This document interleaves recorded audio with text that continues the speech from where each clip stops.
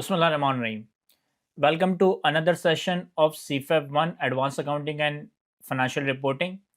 आज के इस डिस्कशन के अंदर आज के सेशन के अंदर हम विंटर 2024 के अटेम्प्ट का क्वेश्चन नंबर 2 आईकैप के जो कंप्यूटर बेस्ड एग्जाम सॉफ्टवेयर है इसी के ऊपर हम विंटर 24 के अटेम्प्ट का क्वेश्चन नंबर 2 सॉल्व कर रहे होंगे। क्वेश्चन नंबर 2 विंटर 24 की अटेम्प्ट का जो है वो कंसोलिडेशन के टॉपिक से पर्टेन करता है, ग्रुप फाइनेंशियल स्टेटमेंट के टॉपिक से पर्टेन करता है और इस सवाल में हमसे कंसोलिडेटेड कैश फ्लोज बनाने के लिए कहा गया है यूजिंग द इनडायरेक्ट मेथड। तो इस सवाल की वेटेज 20 मार्क का ये सवाल है और इस सवाल में हमसे जो है consolidated statement of cash flows पूछा गया है फॉर द ईयर एंडेड 31 दिसंबर 2023 और यूजिंग द इनडायरेक्ट मेथड हमने ये कैश फ्लो प्रिपेयर करना है। अच्छा, इस सवाल को हम आईकैप के सॉफ्टवेयर पे सॉल्व कर रहे होंगे, तो अगर किसी ने मेरी क्वेश्चन नंबर 1 वाली वीडियो नहीं देखी तो वो क्वेश्चन नंबर 1 वाली वीडियो लाजमी देख ले, क्योंकि उस क्वेश्चन नंबर 1 की वीडियो में मैंने पूरा आपको बताया है कि किस तरीके से ये सॉफ्टवेयर डाउनलोड होगा, किस तरीके से ये रन होगा, किस तरीके से ये पेपर यहाँ पे ओपन हो रहा होगा और क्या बेसिक सी सेटिंग्स है जो कि आपने हर सवाल को स्टार्ट करने से पहले अपने सोल्यूशन में करनी है। तो चलिए जी रीड करते हैं और रीड करने से पहले मैं थोड़ा सा अपनी आंसर एरिया को सेट कर लेता हूँ ताकि फिर हम रीड करेंगे और फिर अकॉर्डिंगली सवाल को सॉल्व करेंगे। तो फिलहाल तो जो हमारा मेन आंसर एरिया है उसकी हमें ज़रूरत नहीं है, हम पहले पूरा सॉल्यूशन स्प्रेडशीट वाले एरिया में करेंगे और जब हमारा सॉल्यूशन कंप्लीट हो जाएगा तो इसे मेन आंसर एरिया में कॉपी कर लेंगे। तो इसे मैं कंप्लीटली जितना ये ऊपर की तरफ ड्रैग हो सकता है इसे मैंने ड्रैग कर दिया अपवर्ड साइड। फिर मैं पूरी शीट एक साथ सेलेक्ट करके नंबर्स में जाके नंबर्स की सेटिंग में अकाउंटिंग और सिंबल को नन कर लेता हूँ और डेसिमल पॉइंट 0 कर देता हूँ क्योंकि हम 0 डेसिमल पॉइंट में काम कर रहे होंगे। ओके करते हैं इसे और चेक करते हैं कि ये हुआ है या नहीं। तो यस, ये जो है अकाउंटिंग फॉर्मेट पे कन्वर्ट हो गया है। इसके साथ कोई डॉलर का साइन बना हुआ नहीं आ रहा, 3 डिजिट्स के बाद कॉमा बना हुआ आ रहा है और डेसिमल्स नहीं आ रहे। अच्छा, इसके बाद एक काम और ये भी कर लीजिएगा कि पहले पूरी स्प्रेडशीट को सेलेक्ट करके कॉलम्स को एक अंदाजे से विड्थ दे दीजिएगा ताकि आप 6 डिजिट्स में एटलीस्ट काम कर रहे हो, तो 6 डिजिट्स आपको नज़र आ रहे हो। ये सिर्फ अंदाजे से मैं कर रहा हूँ क्योंकि हम जनरली 6 डिजिट से ज़्यादा काम नहीं कर रहे होते। 6 डिजिट से ज़्यादा काम कर रहे होंगे तो फिर देख लेंगे। अभी फ़िलहाल मैं इस सेटिंग पे इसको रखता हूँ। चलिए जी पहले सवाल रीड करते हैं।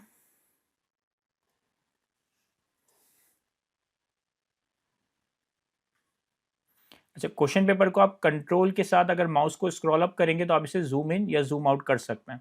सिर्फ स्क्रॉल अप करेंगे तो ऊपर नीचे होगा और अगर कंट्रोल के साथ आप स्क्रॉल अपवर्ड या डाउनवर्ड करेंगे तो ये आपका question paper zoom in zoom out हो रहा होगा।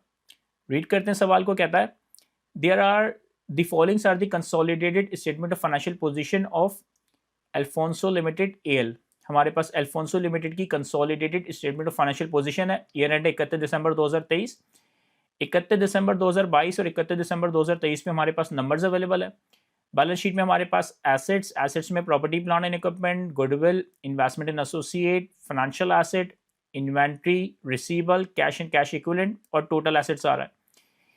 इक्विटी एंड लायबिलिटीज में हमारे पास share capital, fair value through other comprehensive, fair value through OCI reserve, other reserves, non controlling interest, long term loan, trade and other payable और total equity और liabilities आ रही है। फिर हमारे पास कुछ एडिशनल इन्फॉर्मेशन है और फाइनली हमें रिक्वायरमेंट में स्टेटमेंट ऑफ कैश फ्लोज पूछा गया हमसे consolidated using the indirect method. Indirect method का मतलब है कि आपके operating cash flows profit before tax के नंबर से स्टार्ट होते हैं। अगर डायरेक्ट मेथड होता तो फिर हम प्रॉफिट बिफोर टैक्स से अपना ऑपरेटिंग कैश फ्लो स्टार्ट नहीं कर रहे होते, हम cash receive from customers, cash paid to suppliers, cash paid to vendors, इस तरीके से अपना कैश फ्लो प्रिपेयर कर रहे होते हैं। और डायरेक्ट और इनडायरेक्ट मेथड दोनों ही मेथड्स में जो इन्वेस्टिंग कैश फ्लोज और फाइनेंसिंग कैश फ्लोज बनते हैं वो सेम तरीके से बनते हैं, फर्क सिर्फ ऑपरेटिंग कैश फ्लोज में आता है। इनडायरेक्ट मेथड में ऑपरेटिंग कैश फ्लोज को हम पीबीटी से स्टार्ट करते हैं, non cash income, non cash expenses को अंडू करते हैं और वर्किंग कैपिटल की चेंजेस दिखाते हैं। डायरेक्ट मेथड में हम पीबीटी से ऑपरेटिंग कैश फ्लो से स्टार्ट नहीं करते बल्कि cash receive from customer, cash paid to suppliers, other expenses paid, इस तरीके से वर्किंग दिखा रहे होते हैं। अब सवाल की रिमेनिंग इन्फॉर्मेशन रीड करते हैं। कहता है पॉइंट नंबर 1, ऑन 1 मई 2023, याद रखिएगा हमारा ईयर एंड 31 दिसंबर 2023 है और ये बात कर रहा है ऑन 1 मई 2023 यानी कि during the year. On 1 May 2023 AL purchased an additional 25% shareholding in Fajri Limited FL, increasing its total interest in FL to 35% and obtained significant influence. 1 May 2023 पे हमारी जो पेरेंट कंपनी है AL, इसने 25% additional shares acquire किया है फजरी limited FL के और इसकी वजह से हमारी जो टोटल शेयर होल्डिंग है वो 35% हो गई, हमारे पास सिग्निफिकेंट इन्फ्लुएंस आ गया। यानी कि पहले हमारे पास इस कंपनी का ऑलरेडी 10% शेयर होल्डिंग था, 1 मई 2023 में हमने मजीद 25% शेयर होल्डिंग एक्वायर किया, अब ये हमारी एसोसिएट बन गई क्योंकि हमारे पास सिग्निफिकेंट इन्फ्लुएंस आ गया और हमारी शेयर होल्डिंग 35% हो गई। The original 10% investment in FL was classified as fair value through OCI, being the only investment under this classification. कह रहा है हमारे पास जो फजरी लिमिटेड के ओरिजिनली 10% शेयर्स थे ना, इसे हमने फेयर वैल्यू थ्रू OCI में रखा था और सिर्फ यही हमारी इन्वेस्टमेंट थी जो कि fair value through OCI classification में। इसीलिए अगर आप बैलेंस शीट में देखें ना, तो बैलेंस शीट में fair value through OCI financial assets में ओपनिंग आ रहा है और क्लोजिंग नहीं आ रहा। ओपनिंग का मतलब है कि ये जो 150 मिलियन की ओपनिंग आ रहा है, ये इस 10% शेयर्स की वैल्यू है, 10% शेयर होल्डिंग की वैल्यू है। और ड्यूरिंग द ईयर चूंकि ये सिग्निफिकेंट इन्फ्लुएंस आने की वजह से इन्वेस्टमेंट इन एसोसिएट बन गया है, तो ड्यूरिंग द ईयर ये नॉर्मल फाइनेंशियल एसेट से कन्वर्ट होकर इन्वेस्टमेंट इन एसोसिएट बन गया। फिर आगे कहता है during 2023 FL reported a profit of 120 million and paid a dividend of 40 million to its share holder in November 2023। इस एसोसिएट का पूरे साल का प्रॉफिट कितना है? 120 मिलियन, और नवंबर के महीने में इसने 40 मिलियन का डिविडेंड पे किया है। अब देखिए यहाँ पे जो काम होना चाहिए था ना, यानी कि अपनी 10% इन्वेस्टमेंट को डी रिकॉग्नाइज करना, इन्वेस्टमेंट एसोसिएट को रिकॉर्ड करना, शेयर ऑफ प्रॉफिट की एडजस्टमेंट, डिविडेंड की एडजस्टमेंट, वो ऑलरेडी हुई हुई है, वो ऑलरेडी सही हुई हुई है। हमें इसका कैश फ्लो इंपैक्ट बताना है इस सवाल के अंदर। तो पॉइंट नंबर 1 हमारा इन्वेस्टमेंट इन एसोसिएट से पर्टेन करता है, फजरी लिमिटेड से पर्टेन करता है। अच्छा, ऐसा हो सकता है कि मैं पहले सारी एडजस्टमेंट्स रीड कर लूँ या एक एक एडजस्टमेंट को रीड करके प्लॉट करता जाऊँ, जैसे आपके लिए कन्वीनियंट हो। फॉर एग्जांपल यहाँ पे अगर हम पॉइंट नंबर 1 देखें ना, तो पॉइंट नंबर 1 में जो बातें हमने पढ़ी है उसको हम सॉल्व कर सकते हैं, क्योंकि पॉइंट नंबर 2 में पाल्मर लिमिटेड के बारे में कुछ लिखा है, पॉइंट नंबर 3 में रसपुरी लिमिटेड के बारे में लिखा है, पॉइंट नंबर 4 में इंटरेस्ट के बारे में कुछ लिखा है, पॉइंट नंबर 5 में प्रॉपर्टी प्लांट एंड इक्विपमेंट के बारे में कुछ लिखा है, पॉइंट नंबर 6 में डिविडेंड के बारे में लिखा है, और पॉइंट नंबर 7 में लिखा है कि हमने नॉन कंट्रोलिंग इंटरेस्ट को proportionate share of the fair value of identifiable net assets पे मेजर करना है। तो यस, मुझे पूरा सवाल एक साथ, वैसे तो एक दफ़ा सवाल स्किम जरूर कर लीजिएगा पूरा, लेकिन फॉर द टाइम बीइंग मैं एक एडजस्टमेंट को रीड करके प्लॉट करता हूँ, फिर हम बाकी एडजस्टमेंट्स रीड करेंगे। अच्छा, पहले मैं थोड़ा सा एक स्ट्रक्चर बना लेता हूँ अपने पास। हमारे पास कंपनी का नाम क्या था? Alfonso limited.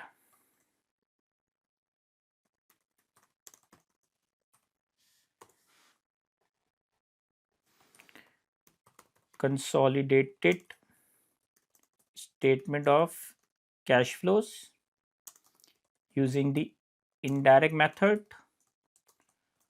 for the year ended 31st December 2023। ठीक है, एक हम बनाएंगे कैश फ्लो फ्रॉम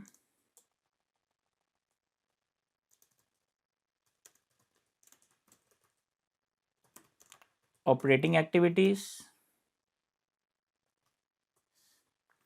जो हमारा स्टार्ट होगा प्रॉफिट बिफोर टैक्स के नंबर से। ये देख लेंगे हम कहाँ से हासिल कर सकते हैं। फिर हमारे पास इसी के पैरेलल अगर चाहे तो बना लें, या कॉलम में बना लें, कोई मसला नहीं है।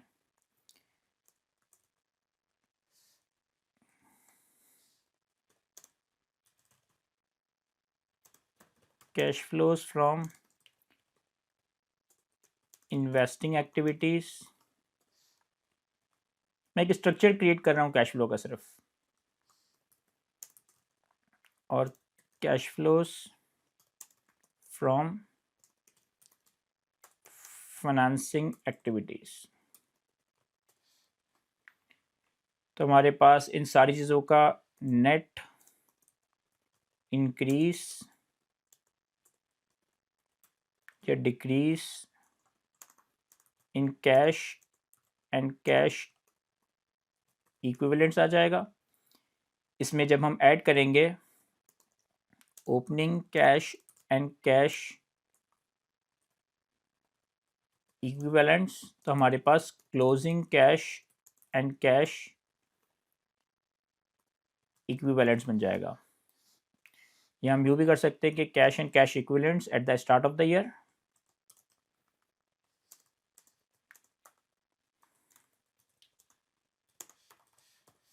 और इसी तरीके से। अच्छा, यहाँ पर F2 काम नहीं करता, तो मैं फॉर्मूला बार में जाके चेंजेस करता हूँ, cash and cash equivalents at the end of the year.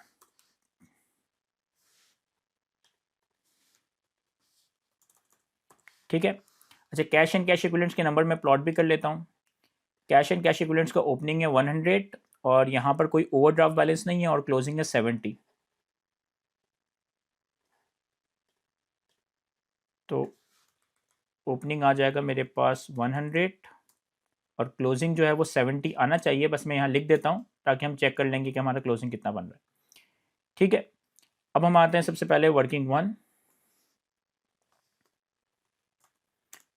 Investment इन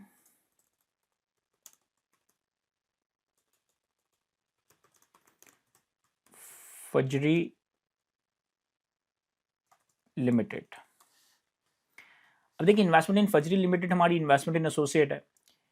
इसके लिए इसने हमें बताया पॉइंट नंबर 1 में कि हमारे पास 10% शेयर होल्डिंग ऑलरेडी थी, 25% हमने शेयर होल्डिंग मजीद एक्वायर की, 120 मिलियन का शेयर ऑफ प्रॉफिट है, 120 मिलियन का प्रॉफिट फॉर द ईयर है और 40 मिलियन का डिविडेंड है। देखिए, इसका हमें ये नहीं बताया, 120 का प्रॉफिट बताया, 40 का डिविडेंड बताया, लेकिन हमें ये नहीं बताया कि जो 25% शेयर होल्डिंग है ये हमने कितने की एक्वायर की और जो 10% इन्वेस्टमेंट है उसकी वैल्यू क्या थी। इस पॉइंट में ये इन्फॉर्मेशन नहीं आ रही। लेकिन अगर आप अपनी बैलेंस शीट को देखें, हमारे पास फाइनेंशियल एसेट ओपनिंग की वैल्यू आ रही है 150। सही है। इन्होंने पॉइंट नंबर 1 में बताया था कि सिर्फ इन्वेस्टमेंट इन फजरी लिमिटेड एक वाहिद इन्वेस्टमेंट है जिसे हमने फेयर वैल्यू थ्रू ओसीआई में क्लासिफाई किया है। तो यानी कि जो हमारे पास फेयर वैल्यू थ्रू ओसीआई के रिजर्व में 60 से 80 का इंक्रीज आया है, 60 से 80 जो इंक्रीज हुआ है, 20 से इंक्रीज हुआ है, वो ये फेयर वैल्यू का गेन इसी इन्वेस्टमेंट के ऊपर आया होगा। तो इसका मतलब है कि अगर मैं आपसे ये कहूँ कि fair value of 10% share holding, fair value of 10% share holding, तो वो कितना होगा। देखो, 150 की ओपनिंग वैल्यू थी, 150 की ओपनिंग फेयर वैल्यू थी इस 10% शेयर होल्डिंग की, और during the year fair value का चेंज कितना आया है, 60 से 80। तो during the year fair value का चेंज आया है 80 माइनस 60, 80 माइनस 60। और मैं प्रॉपर यहाँ पे ना शो कर रहा हूँ कैलकुलेशन के मैं नंबर तक किस तरह से पहुंचा कि 150 की मैंने ओपनिंग फेयर वैल्यू ली और during the year fair value में जो 20 का इंक्रीज आया इसे मैंने ऐड कर दिया, तो ये आ जाएगा आपका 170। फिर इसमें हम ऐड करेंगे cost of 25% share holding, cost of 25% share holding जो मुझे फिलहाल नहीं पता। इन दोनों का टोटल हमारे पास ओपनिंग वैल्यू आ जाएगी। फिर इसमें हम ऐड करेंगे शेयर ऑफ प्रॉफिट, और शेयर ऑफ प्रॉफिट कितना होगा, इस एसोसिएट का पूरे साल का प्रॉफिट है 120, तो 120 हमने इस एसोसिएट को एक्वायर किया 1 मई 2023 पे। तो मई, जून, जुलाई, अगस्त, सितंबर, अक्टूबर, नवंबर, दिसंबर, मई, जून, जुलाई, अगस्त, सितंबर, अक्टूबर, नवंबर, दिसंबर, यानी कि पूरे साल के 12 महीनों में से ये 8 महीने हमारी एसोसिएट रही है, ये 8 महीने हमारी एसोसिएट रही है, तो हम 8 महीने का ही प्रॉफिट लेंगे। तो 120 मल्टीप्लाई बाय 8/12, 120 मल्टीप्लाई बाय 8/12, और हमारी एसोसिएट में इन्वेस्टमेंट शेयर होल्डिंग कितनी है, हमारी इस एसोसिएट में इन्वेस्टमेंट शेयर होल्डिंग है 35%, तो 35%। तो 120 को 8 महीने प्रोपोर्शनेट किया और 35%, तो 120 मल्टीप्लाई बाय 8/12 मल्टीप्लाई बाय 35%, तो शेयर ऑफ प्रॉफिट आ गया 28। फिर इसमें से हम लेस कर देंगे डिविडेंड फ्रॉम एफएल। इन्होंने बताया कि 2023 में एफएल ने जो डिविडेंड पे किया वो 40 मिलियन का पे किया टू इट्स शेयर होल्डर। देखिए, यहाँ पे ना थोड़ी सी अंग्रेजी भी आपको ध्यान देना है। आपको ये देखना है कि जो डिविडेंड का नंबर है वो टोटल डिविडेंड है या सिर्फ आपको मिलने वाला डिविडेंड है। यानी अगर यहाँ पे लिखा होता ना कि 40 मिलियन का डिविडेंड हमें एल को दिया है तो फिर हम पूरा 40 मिलियन माइनस करते हैं, लेकिन ये 40 मिलियन का डिविडेंड सिर्फ एल को नहीं, ये टोटल शेयर होल्डर्स को दिया है। तो हम यहाँ पर क्या करेंगे, हम यहाँ पर 40 का 35% माइनस करेंगे, 40 का 35% माइनस करेंगे क्योंकि हमारे पास 35% शेयर होल्डिंग है। तो 40 इंटू 35%। अच्छा, ये हमारे पास इनिशियल रिकॉग्निशन होगी या इनिशियल मेजरमेंट होगी इस इन्वेस्टमेंट इन एसोसिएट की। इसमें शेयर ऑफ प्रॉफिट ऐड होता है, डिविडेंड लेस होता है, तो हमारे पास investment in associate as at 31 दिसंबर 2023 का नंबर बन जाएगा। अब मेरे पास इस पूरे फॉर्मेट में, इस पूरी इक्वेशन में एक तो 25% शेयर होल्डिंग की कॉस्ट ऑफ इन्वेस्टमेंट नहीं है, तो मैं टोटल क्लोजिंग कैलकुलेट नहीं कर सकता। लेकिन ये जो क्लोजिंग नंबर है ना, ये जो क्लोजिंग नंबर है ना, ये हमारे पास बैलेंस शीट पे अवेलेबल है। कि बैलेंस शीट पे इन्वेस्टमेंट इन एसोसिएट का क्लोजिंग नंबर कितना है 609। बैलेंस शीट पे इन्वेस्टमेंट इन एसोसिएट का क्लोजिंग नंबर कितना है 609।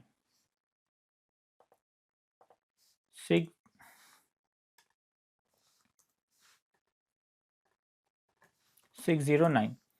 अब अगर मेरे पास इन्वेस्टमेंट इन एसोसिएट का क्लोजिंग नंबर 609 है तो मैं इनिशियल मेजरमेंट का नंबर बैलेंसिंग कैलकुलेट कर सकता हूं। कैसे? अगर मैं 609 में से 28 माइनस कर दूं और 14 प्लस कर दूं, यहाँ पे ब्रैकेट में 14 है तो मैं माइनस का साइन लगाऊंगा तो माइनस माइनस प्लस हो जाएगा। तो 609 माइनस 28 प्लस 14, तो हमारे पास इनिशियल मेजरमेंट आ गई 495 की। और अगर इनिशियल मेजरमेंट 495 की आ गई तो अब मैं कॉस्ट ऑफ 25% शेयर होल्डिंग भी बैलेंसिंग कैलकुलेट कर सकता हूँ। तो कॉस्ट ऑफ शेयर होल्डिंग हमारे पास बैलेंसिंग कितना आ जाएगा 595 माइनस 170, 595 माइनस 170, तो ये आ गया 425। तो 170 10% शेयर होल्डिंग की फेयर वैल्यू थी at the time of significant influence, at the time of achieving significant influence. 425 की हमने मजीद कॉस्ट इनकर की तो हमारे पास टोटल इनिशियल मेजरमेंट हो गई इन्वेस्टमेंट एंड एसोसिएट की 595। 28 का शेयर ऑफ प्रॉफिट था, 14 का डिविडेंड रिसीव हुआ तो क्लोजिंग वैल्यू 609 आ गई। अब इन नंबर्स को मैं कैश फ्लोज में हाथों हाथ प्लॉट कर लेता हूं। तो हमारे पास जो शेयर ऑफ प्रॉफिट है ये एक नॉन कैश इनकम है, तो investing sorry operating cash flows में हम ऐड कर देंगे, लेस कर देंगे, less share of profit from associate और प्रॉपर रेफरेंसिंग के साथ working one.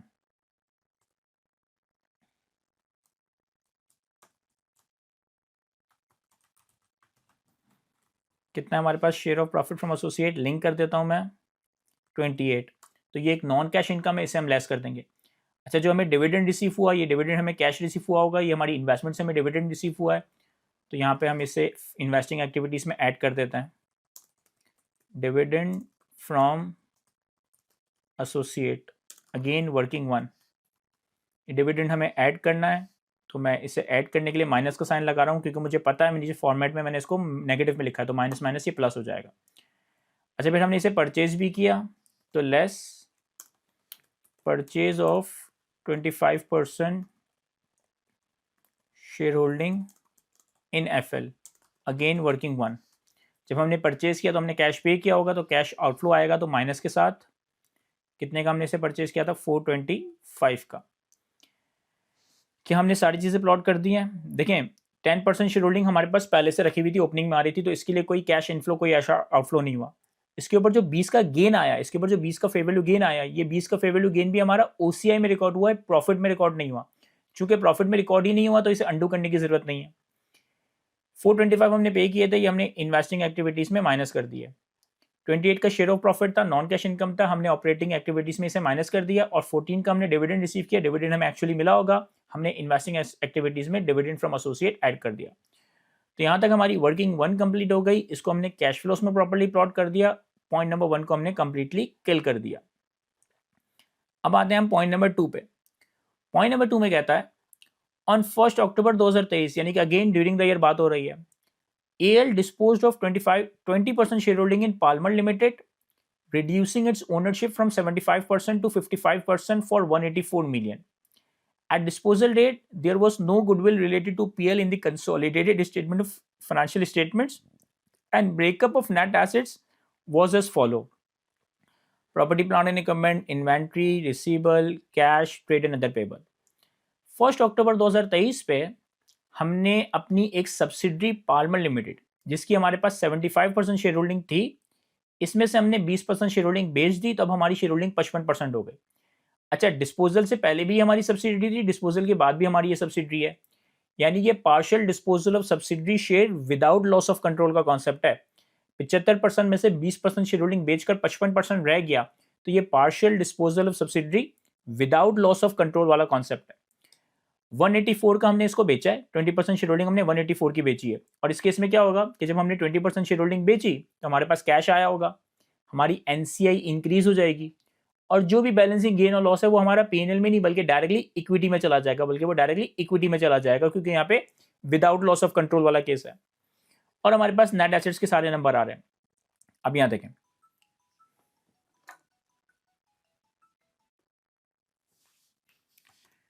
Working two investment in Palmer limited. सबसे पहले देखिए हमारे पास जो नेट एसेट्स हैं वो टोटल कितने के हैं। 500 प्रॉपर्टी प्लांट एंड इक्विपमेंट, 100 की इन्वेंट्री, 80 का रिसीवेबल, 60 का कैश बैलेंस और 120 का trade under payable. 500 property plant and equipment, 100 की इन्वेंट्री, 80 का रिसीवेबल, 60 का कैश और trade and other payable liability, तो मैंने माइनस कर दिया। इन्होंने पॉइंट नंबर 2 में बता दिया था कि इसकी गुडविल नहीं है, there was no goodwill relating to Palmer. तो ये आ जाएगा हमारे पास 500 प्लस 100 प्लस 80 प्लस 60 माइनस 120। ये हमारे पास नेट एसेट्स का नंबर है 1 अक्टूबर 2023 पे। ये नेट एसेट्स किस दिन के हैं, ये है 1 अक्टूबर 2023 के। ठीक है, अब मैं डायरेक्ट अगर इसे जनरलाइज करूं तो जनरल एंट्री क्या बनेगी, कैश डेबिट होगा। कितने से, हमने 20% शेयर होल्डिंग बेची है 184 की, तो 184 से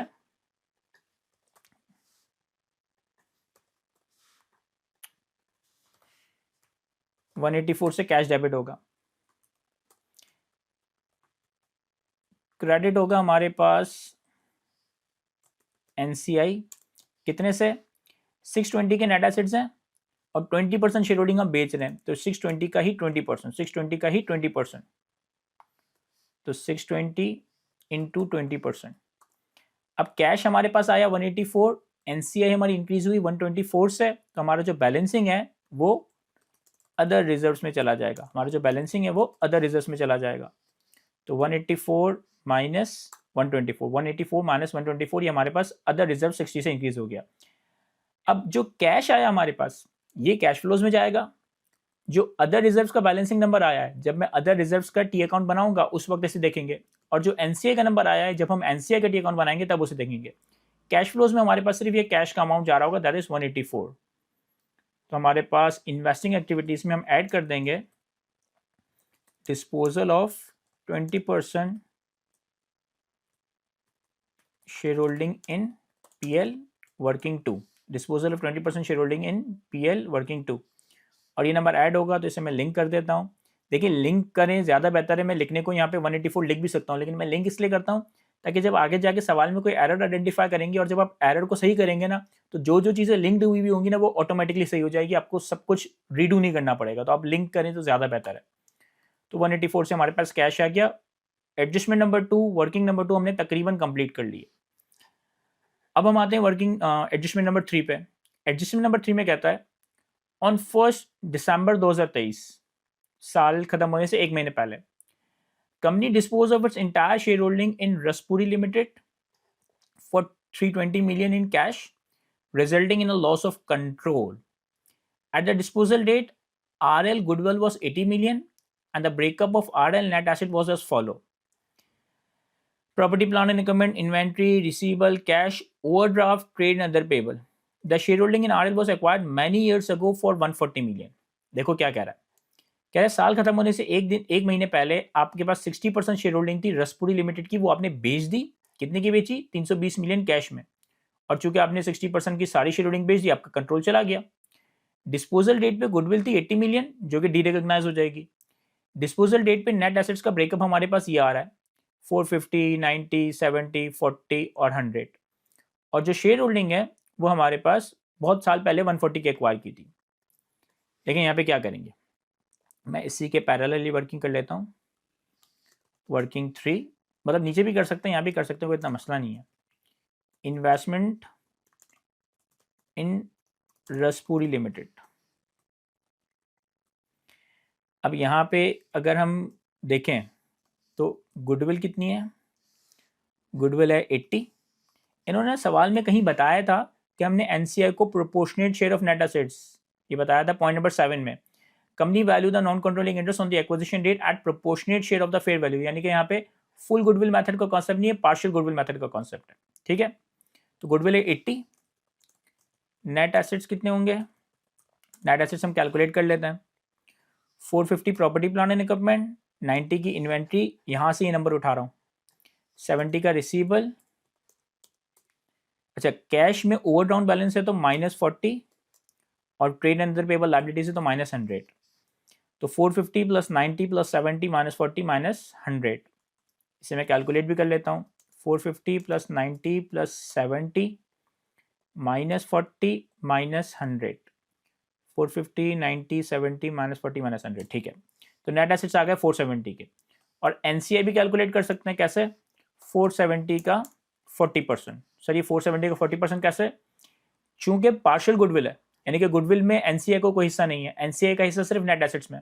तो नेट एसेट्स लिया 470, हमारे पास 60% शेयर होल्डिंग थी जो हमने सारी बेच दी, तो एनसीए कितना था 40%, तो 470 का 40%, तो ये आ जाएगा 188। अब हम इसकी जनरल एंट्री बनाते हैं। देखो इसकी जनरल एंट्री क्या होगी, कैश डेबिट होगा, कितने से? हमने बेचा 320 मिलियन का, तो 320 से कैश डेबिट, सही है।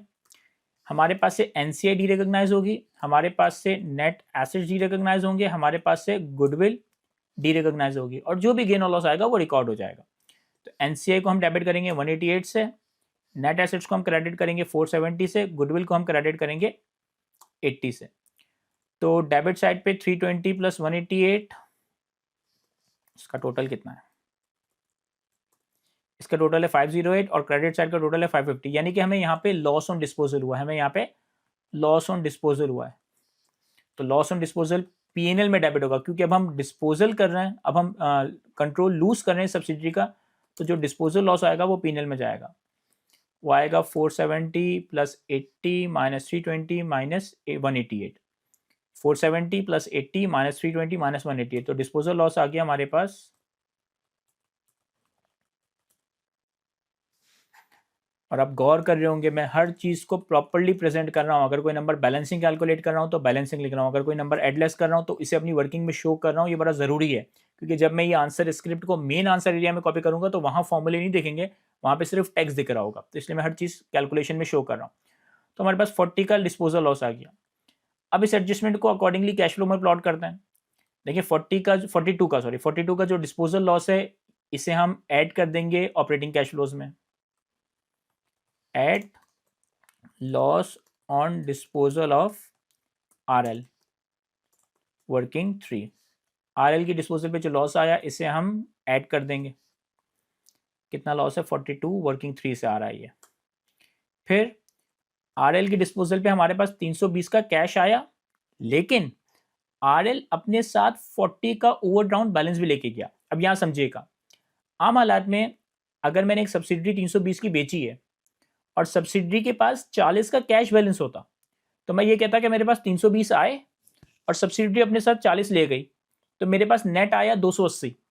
मेरे पास 320 डिस्पोजल से आए और सब्सिडरी अपने साथ 40 का कैश ले गई, तो मेरे पास नेट कैश कितना आया? 280 का।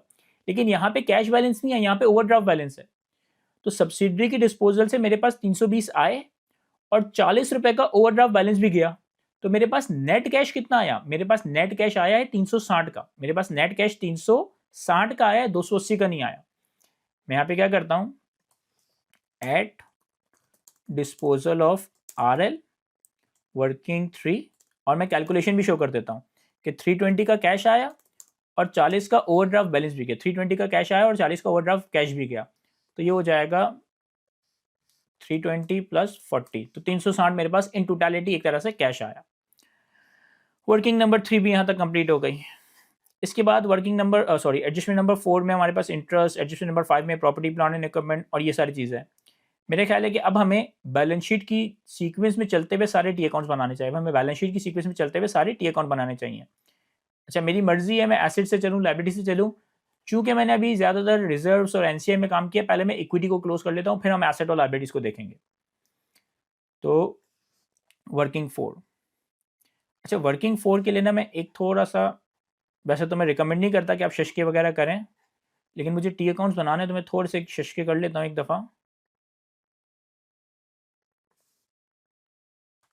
फिर मैं इसी टी अकाउंट को ना बार बार कॉपी कर रहा हूँ, इसलिए मैं सिर्फ एक दफ़ा मेहनत कर रहा हूँ।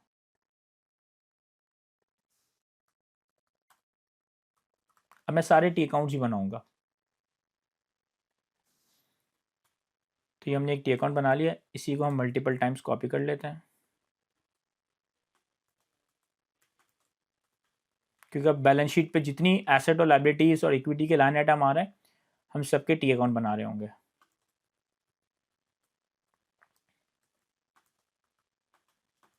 ठीक है, अब हम चलते हैं। सबसे पहले अगर हम बैलेंस शीट पे देखें तो बैलेंस शीट पे हमारे पास शेयर कैपिटल का ओपनिंग क्लोजिंग सेम आ रहा है 1500। इसके बाद फेयर वैल्यू थ्रू ओसीआई का रिजर्व आ रहा है 60 से बढ़कर 80 हुआ है, और 60 से बढ़कर 80 हुआ है, ये हमें पता है जो हमारी इन्वेस्टमेंट थी ना फजरी लिमिटेड उसी से पर्टेन करता है, तो टी अकाउंट बनाने की जरूरत नहीं है। इसके बाद है अदर रिजर्व्स। अदर रिजर्व्स का हम टी अकाउंट बना लेते हैं। अच्छा, अदर रिजर्व्स है, यहाँ पे कोई रिटेन अर्निंग वगैरह नहीं है, तो मतलब यही रिटेन अर्निंग सारे रिजर्व अदर रिजर्व्स में पड़े हुए हैं। तो working for other reserves, other reserves का हमारे पास ओपनिंग बैलेंस है कितना, 1650। अदर रिजर्व्स का हमारे पास क्लोजिंग बैलेंस है कितना, 2100। तो अदर रिजर्व्स का हमने ओपनिंग क्लोजिंग प्लॉट किया। ठीक है, अच्छा पॉइंट नंबर 1 में, सॉरी वर्किंग नंबर 1 में अदर रिजर्व की कोई एडजस्टमेंट नहीं थी। वर्किंग नंबर 2 में हमारा अदर रिजर्व्स क्रेडिट हो रहा था 60 से, जो हमने इन्वेस्टमेंट इन पाल्मर की 20% शेयर होल्डिंग बेची थी। तो हमारे पास डिस्पोजल ऑफ पीएल वर्किंग 2, ये मैं यहाँ क्रेडिट साइड पे लिख देता हूँ 60। ठीक है, फिर अदर रिजर्व में हमारे पास प्रॉफिट आता है। अच्छा, यहाँ पे मेरे ख्याल है टैक्स की कोई एडजस्टमेंट नहीं है, यहाँ पे direct profit for the year होगा, बल्कि प्रॉफिट भी नहीं होगा, ये पेरेंट का प्रॉफिट होगा, ये पेरेंट का प्रॉफिट होगा, ये प्रॉफिट फॉर द ईयर नहीं होगा, ये पेरेंट का प्रॉफिट होगा, क्योंकि एनसीआई को भी तो प्रॉफिट मिला होगा। ये नंबर हमें चाहिए, और हमने जो पेरेंट को डिविडेंड दिया होता है ये भी यहाँ आता है, तो dividend to parents share holder. मुझे याद पड़ रहा है कि सवाल में ना पेरेंट का शेयर होल्डर का डिविडेंड कहीं दिया हुआ है। हाँ, point number 5 during the year, नहीं पॉइंट नंबर 5 नहीं, point number 6 during the year dividend of 100 million were paid to the non controlling interest and 180 million to the owner of the parent. 180 का dividend parent के owner को दिया है और 100 का dividend NCI को दिया है। तो ये हमारे पास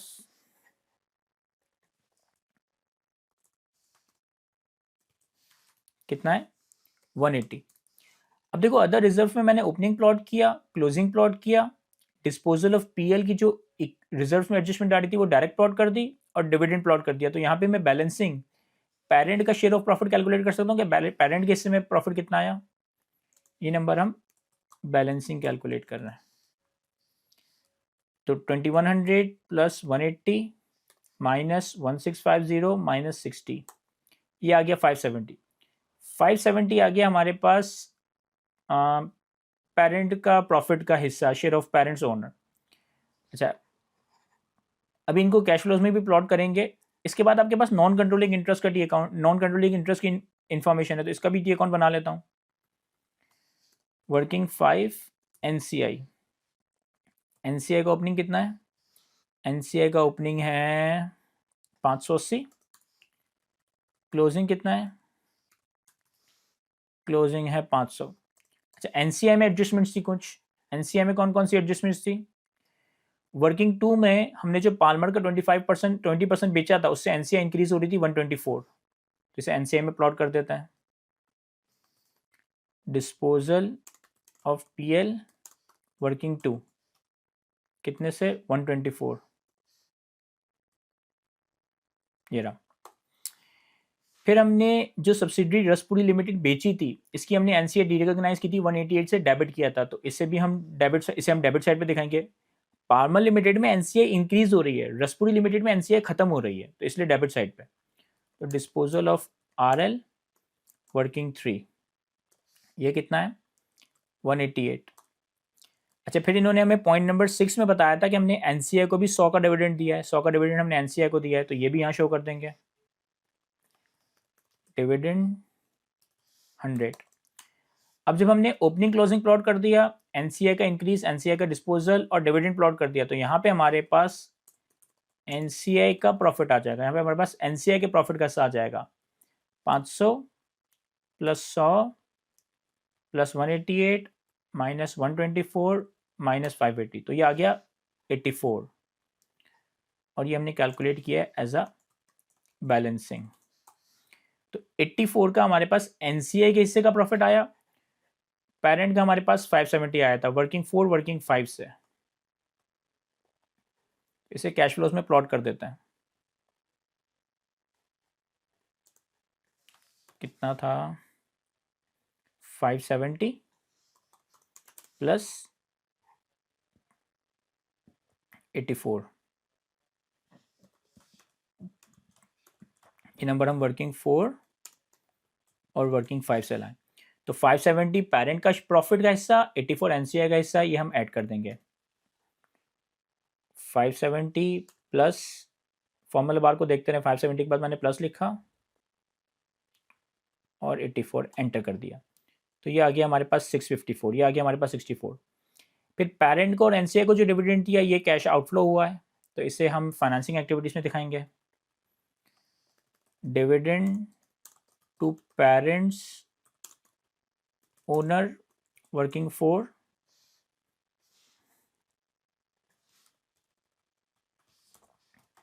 और ये लेस होगा, और less dividend to NCI working 5।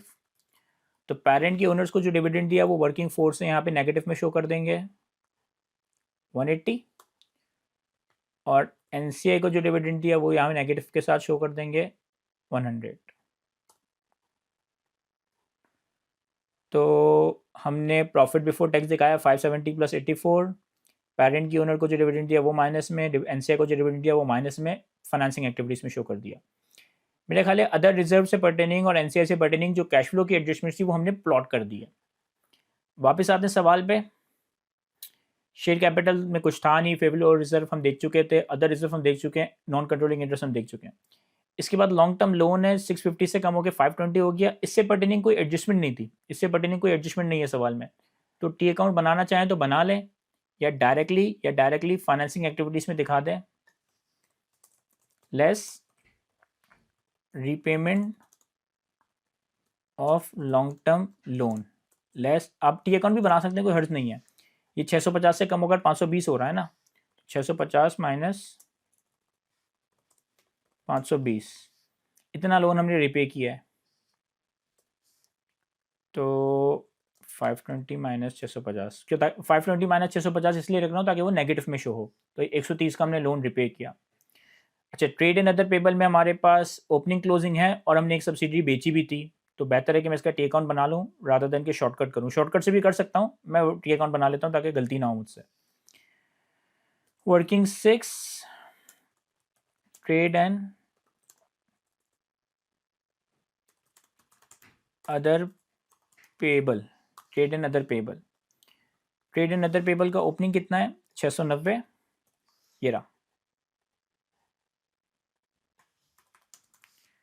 Trade and other payable का क्लोजिंग कितना है? 570। अच्छा, पॉइंट नंबर 2 में हमने सब्सिडरी का 20% शेड्यूलिंग बेचा था, जिससे हमारा कंट्रोल लूज नहीं हुआ था। ये पहले भी हमारी सब्सिडरी थी, अभी हमारी सब्सिडरी है, तो इसके नेट एसेट्स की चीज़ों को नहीं देखना। लेकिन पॉइंट नंबर 3 में हमने एक सब्सिडरी बेची थी रसपुरी लिमिटेड, और जब रसपुरी लिमिटेड बेची थी तो इसके साथ 100 का ट्रेड एंड अदर पेबल गया था, इसके साथ 100 का ट्रेड एंड अदर पेबल गया था। तो हमारे पास डिस्पोजल ऑफ आरएल कितना? 100। अब डेबिट साइड पे आ रहा है 100 प्लस 570, तो ये हो गया 670। क्रेडिट, सॉरी, हाँ, डेबिट साइड पे आ रहा है 570 प्लस 100 670, और ये आ रहा है 690। तो यहाँ पे हमारे पास डिक्रीज आ रहा है बैलेंसिंग, कितना? 690 माइनस 100 माइनस 570, तो 20 का डिक्रीज। इसे मैं कैश फ्लोज में दिखा दूंगा, डिक्रीज इन ट्रेड एंड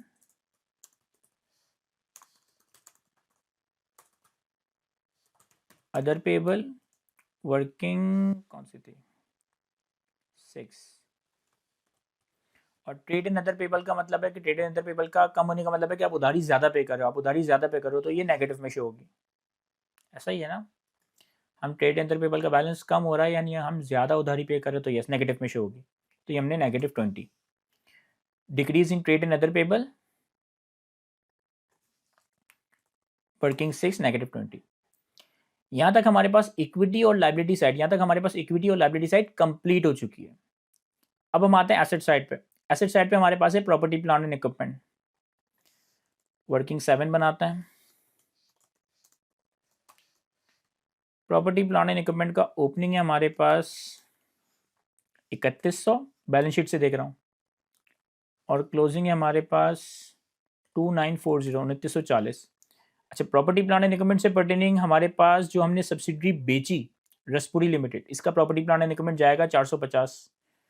तो disposal of RL 450 credit side पे। फिर प्रॉपर्टी प्लांट एंड इक्विपमेंट से पर्टेनिंग पॉइंट नंबर 4 और पॉइंट नंबर 5 में कुछ लिखा है। पॉइंट नंबर 4 में लिखा है interest of 70 was paid during the year, of which 15 was capitalized as a part of cost of constructing a new building. Total 70 का इंटरेस्ट हमने पे किया है, जिसमें से 15 का इंटरेस्ट कैपिटलाइज हुआ था। अच्छा, यहाँ पे ना हमारे पास बैलेंस शीट दी हुई है, तो हमारे पास इंटरेस्ट एक्सपेंस वगैरह का नंबर है नहीं, लेकिन पॉइंट नंबर 4 से आप पिक कर सकते हो कि मैं 70 का इंटरेस्ट पे कर रहा हूँ, जिसमें से 15 कैपिटलाइज हुआ था। तो अगर 70 में से 15 कैपिटलाइज हुआ तो बाकी 55 एक्सपेंस आउट हुआ होगा। तो हम क्या करते हैं कि पहले ना इसे देख लेते हैं। देखो, कैश फ्लोज में आकर मैं ऐड कर देता हूं ऑपरेटिंग कैश फ्लोज में, बल्कि थोड़ा सा अगर हम शशके करें तो हम इंटरेस्ट और टैक्स, बल्कि नहीं, इंटरेस्ट ऐड तो यहीं ऐड होगा ना, ऐड इंटरेस्ट एक्सपेंस। कितना? 70 का टोटल इंटरेस्ट पे किया है, लेकिन 15 का तो कैपिटलाइज हुआ था, तो एक्चुअली एक्सपेंस कितना है? 55 का। 70 माइनस 15, 55 का एक्सपेंस है, तो ये हम अंडू कर देंगे 55। और इंटरेस्ट जो पे किया उसे हम फाइनेंसिंग में ऐड लेस कर देते हैं, तो लेस इंटरेस्ट पेड -70, सॉरी -70। अच्छा, यहाँ पे अब कोई दिखाने की जरूरत नहीं, क्योंकि ये सवाल से नंबर उठ के आ रहे हैं 70 का। ये 70 माइनस 15 सवाल से नंबर उठ के आ रहे हैं, तो कोई रेफरेंसिंग नहीं हो सकती यहाँ पे। तो 55 का इंटरेस्ट एक्सपेंस ऐड किया, जो कि पीबीडी में रिकॉर्डेड था, और एक्चुअली कितना पे किया था? 70, तो 70 पेड के नाम से माइनस कर दिया। वापस से आते हैं प्रॉपर्टी प्लांट एंड इक्विपमेंट पे। तो अब प्रॉपर्टी प्लांट एंड इक्विपमेंट में डेबिट साइड पे मैं इंटरेस्ट कैपिटलाइज्ड कितना? 15 का जो इंटरेस्ट कैपिटलाइज हुआ उसका एक डेबिट इंपैक्ट यहाँ आया होगा।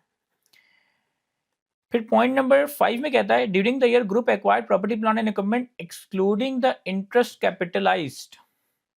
इंटरेस्ट कैपिटलाइज के अलावा जो हमने property plant and equipment acquire किया वो किया 560 का, of which 65 remain unpaid at year end. अच्छा, इसका मतलब है कि हमने ट्रेड एंड अदर पेबल के अकाउंट में से प्लॉट नहीं किया, हमें देखना पड़ेगा। देखो, 560 की हमने एडिशन की है, जिसमें से हमने 65 अभी अनपे किया है, तो इसका मतलब है कि मैं एडिशन को ना 2 हिस्सों में तोड़ देता हूं। Addition against cash, addition against payable. देखिए, 560 की टोटल एडिशन है, जिसमें से 65 हमने पे नहीं किया, तो 560 माइनस 65, 560 माइनस 65, यानी कि 495 हमने पे कर दिया, और 65 अभी भी पेबल में, 65 अभी भी पेबल में। पहले पेबल को देख लेते हैं, फिर इसको आगे क्लोज करते हैं। अच्छा, पेबल अगर आपने पे नहीं किया ना, तो इसका मतलब है कि पेबल में credit, sorry PP debit payable credit, तो हमारे पास पीपी के नाम से एक पेबल आ जाएगा, कितने का? 65 का। अब जब यहाँ पेबल 65 मैंने क्रेडिट साइड पे शो कर दिया, अब आपके पास ये डिक्रीज जो हमने कैलकुलेट किया था, इसमें हम ऐड कर देंगे इस 65 को भी। तो जो पेबल में टोटल डिक्रीज आया है वो 20 का नहीं, 85 का है, क्योंकि 65 का पेबल तो पीपी की तरफ से आया है, 20 का डिक्रीज था, लेकिन एक्चुअली ये डिक्रीज कितना है? 85 का। तो मैंने सिंपली क्या करा, ये 65 यहाँ प्लॉट किया, ये यहाँ से लिंक किया है। दिखा भी दें इसको कि हम ला रहे हैं वर्किंग 7 से, और अब जो बैलेंसिंग मैंने डिक्रीज कैलकुलेट किया उसमें ये 65 को भी इनकॉर्पोरेट कर दिया, तो बैलेंसिंग डिक्रीज कितना आ गया? 85। और कैश फ्लो में मैंने लिंक ही किया हुआ था, तो ये 20 से खुद ही अपडेट होकर 85 हो गया। इसलिए यहाँ पे लिंकिंग बड़ी हेल्प करती है कि जब आप, जैसे मैंने ट्रेड एंड अदर पेबल की एडजस्टमेंट नहीं की, जब एडजस्टमेंट जाके की तो कैश फ्लो में नंबर खुद ही खुद अपडेट हो गया। वापस से आते हैं प्रॉपर्टी प्लांट एंड इक्विपमेंट पे। प्रॉपर्टी प्लांट एंड इक्विपमेंट में हमने ओपनिंग क्लोजिंग प्लॉट किया, कैपिटलाइज इंटरेस्ट, ये इंटरेस्ट था, इंटरेस्ट कैपिटलाइज प्लॉट किया, एडिशंस प्लॉट की। अच्छा, पीपी के डिस्पोजल का कोई डाटा है नहीं, तो अब पीपी के अकाउंट में जो बैलेंसिंग है वो डेप्रिसिएशन ही होगा। पीपी के अकाउंट में बैलेंसिंग जो है वो डेप्रिसिएशन ही होगा, यहाँ पे डिस्पोजल की कोई इन्फॉर्मेशन ही नहीं है। तो opening plus interest capitalise plus additions minus disposal of raspberry limited minus closing, तो डेप्रिसिएशन आ गया हमारे पास 285। अब पीपी के अकाउंट के एडजस्टमेंट्स को हम प्लॉट करते हैं।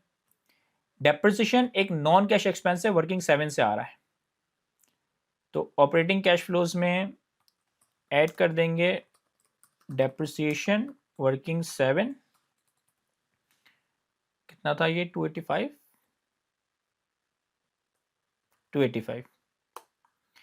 फिर इंटरेस्ट कैपिटलाइज को कैश फ्लो में अलग से दिखाने की जरूरत नहीं है, क्योंकि हमने इंटरेस्ट पेड ऑलरेडी पूरा 70 माइनस किया है।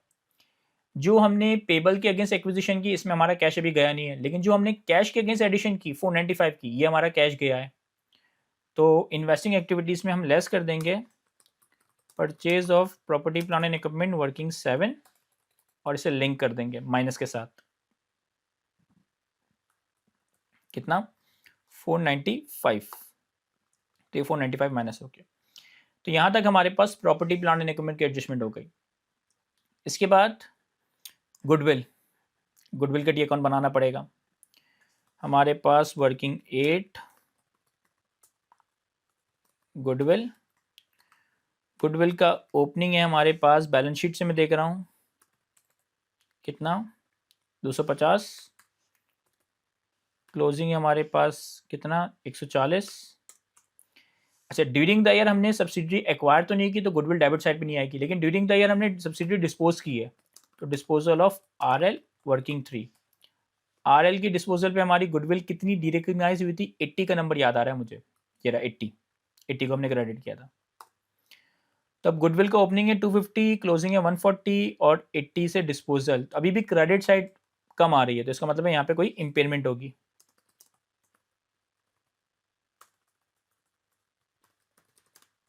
ये हम बैलेंसिंग कैलकुलेट कर लेते हैं। तो opening minus impairment minus closing, impairment आ गई 30 की, ये भी एक नॉन कैश एक्सपेंस है, वर्किंग 8। ऑपरेटिंग कैश फ्लोज में ऐड कर देंगे इम्पेयरमेंट ऑफ गुडविल वर्किंग 8 और इसे मैं लिंक कर देता हूँ 30, ऐड हो गया। फिर हमारे पास अगला है इन्वेस्टमेंट इन एसोसिएट। इसकी टी अकाउंट बनाने की जरूरत नहीं है, क्योंकि इसकी आपने प्रॉपर मूवमेंट बना ली थी ऑलरेडी। वर्किंग 1 में हमने इसकी पूरी मूवमेंट बना ली थी कि साल के शुरू में था ही नहीं, फिर हमने 595 के इनिशियल मेजरमेंट की और फिर यही है, और इसे हम कैश फ्लो में प्लॉट कर चुके हैं। फिर हमारे पास है financial asset fair value through OCI, इसकी भी मूवमेंट बनाने की जरूरत नहीं है। ओपनिंग में 150 में था, ड्यूरिंग द ईयर 20 का फेयर वैल्यू गेन आया और ये इन्वेस्टमेंट इन एसोसिएट में चला गया, तो कोई कैश फ्लो इंपैक्ट नहीं है। फिर हमारे पास है इन्वेंट्री और रिसीवेबल, इसका टी अकाउंट बनाना पड़ेगा, बनाना चाहिए, डायरेक्ट भी कर सकते हैं, कोई मसला नहीं है। वर्किंग 9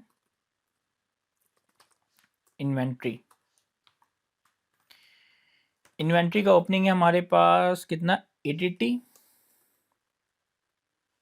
क्लोजिंग है हमारे पास 761, और एक हमने सब्सिडरी बेची थी जिसकी इन्वेंट्री डायरेक्ट जाएगी, तो डिस्पोजल ऑफ आरएल की इन्वेंट्री कितनी थी जो हमारे पास से गई थी, पॉइंट नंबर 3 में था 90 की इन्वेंट्री गई थी, तो 90।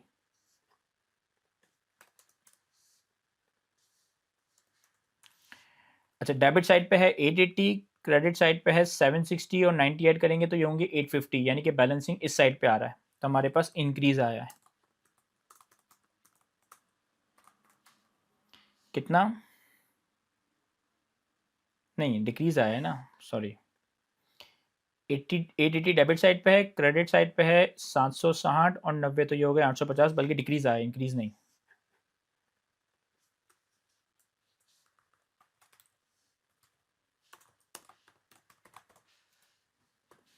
तो 880 माइनस 90 माइनस 761, तो 29 का डिक्रीज आया है, और इन्वेंट्री का डिक्रीज यानी कि आपके एसेट्स कम हो रहे हैं, आप उसे ज़्यादा रियलाइज कर रहे हैं, तो ये ऐड हो जाएगा कैश फ्लोज में।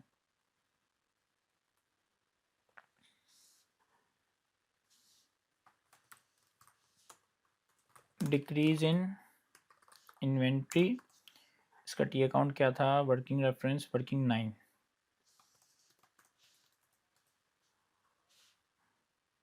और ट्रेड एंड अदर पेबल का डिक्रीज अगर लेस हो रहा है तो इन्वेंट्री का डिक्रीज ऑब्वियसली ऐड होना चाहिए 29। फिर हमारे पास लास्ट टी अकाउंट है रिसीवेबल, ये भी बना लेते हैं।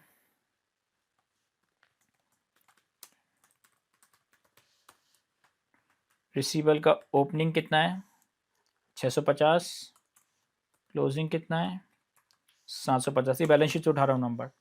एक सब्सिडरी का रिसीवेबल जो हमने बेची थी, डिस्पोजल ऑफ आरएल, ये कितना है जो हमने आरएल बेची थी, इसका रिसीवेबल था 70। अब डेबिट साइड पे है 650, क्रेडिट साइड पे है कुछ 820, तो यहाँ पे इंक्रीज आया है।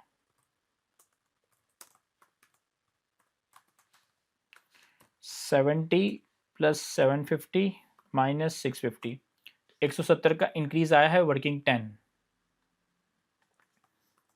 तो increase in trade receivable working 10, और इंक्रीज आया तो इसे नेगेटिव में दिखाएंगे।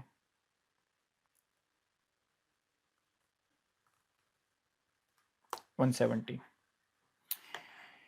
एक दफ़ा सवाल को गो थ्रू कर लूँ। बैलेंस शीट में मैं सारी चीज़ें देख चुका हूँ। Point number 1, point number 2, point number 3 को देख चुका हूँ। पॉइंट नंबर 4 में इंटरेस्ट की बात थी। पॉइंट नंबर 5 में प्रॉपर्टी प्लान एंड इक्विपमेंट की बात थी। पॉइंट नंबर 6 में डिविडेंड की बात थी। पॉइंट नंबर 7 में एनसीआई को मेजर करने की बात थी। तो अपेरेंटली मुझे लग रहा है कि मैं सब कुछ देख चुका हूँ। देख लेते हैं हमारा कैश फ्लो टाई कर रहा है या नहीं। तो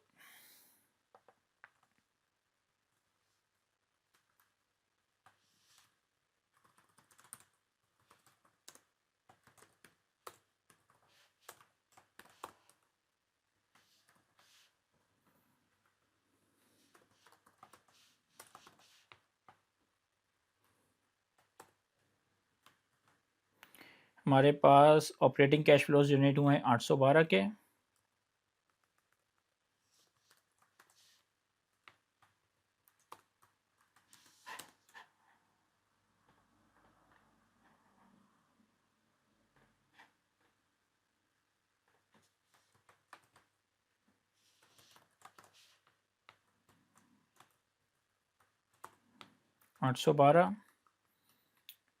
इन्वेस्टिंग एक्टिविटीज़ के कैश फ्लोज नेगेटिव हैं 362।